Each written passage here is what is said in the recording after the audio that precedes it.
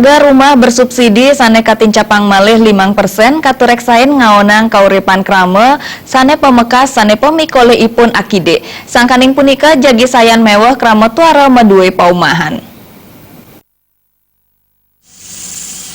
Ngawit tanggal siki Januari puniki, pemerintah nincapang pengharga rumah bersubsidi malih 5%. Pengharga sane sedurungnya nih 100 petang dasa siki, 7 juta, sane mangkin dados 100 petang dasa kutus, 5 juta rupiah. Manut Pangurati Properti Eko Budi Cahyono, panincap puniki jagi ngaonang kuentenan krame sane pikoleh ipun akidik. Krame sane pamikoleh ipun akidik, sayan mewah medue paumahan.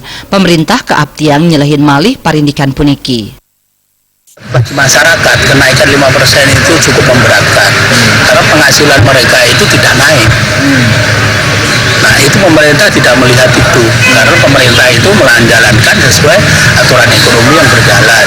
Jadi subsidi itu disubsidi, artinya disubsidi itu ditanggung, tapi karena ditanggung ini terus dinaikkan, itu tidak mempengaruhi untuk developer dari sisi developer, tapi dari sisi pembeli, pengguna yaitu masyarakat berpenghasilan rendah ini sangat memberatkan Pak kenaikan ini.